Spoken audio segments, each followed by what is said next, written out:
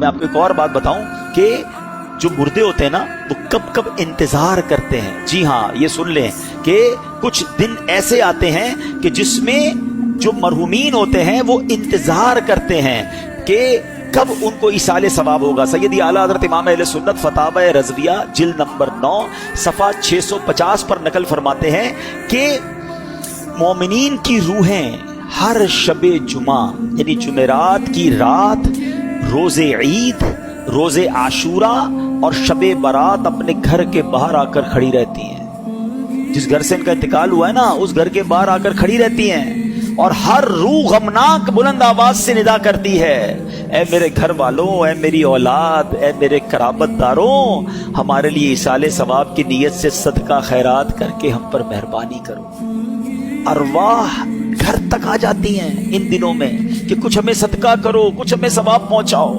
कैसी औलाद है जो अपने माँ बाप को दुआओं में भूल जाती है, कैसी औलाद है जो नेकियां। अव्वल प्रॉब्लम क्या, अब ये सारी बातों का पता है हल क्या निकलेगा कि औलाद तैयार कैसी की हमने। जो औलाद नमाजी ही नहीं है वो क्या इसाले सवाब करेगी।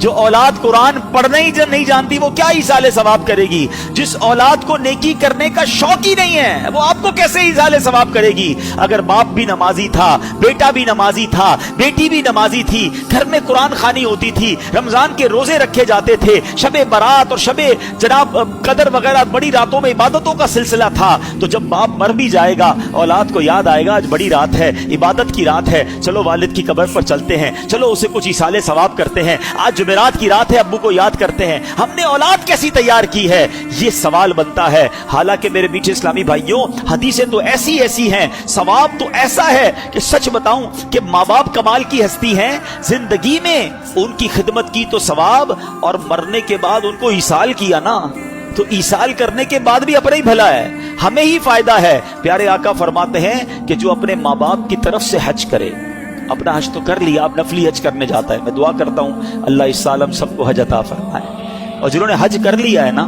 फर्ज अदा कर लिया है, अब माँ बाप के नाम का हज करना। क्यों? मेरे आका क्या फरमाते हैं, जो अपने माँ बाप के नाम का हज करे, माँ बाप की तरफ से तो हज अदा हो जाएगा, हज करने वाले को मजीद 10 हज का सवाब मिलेगा।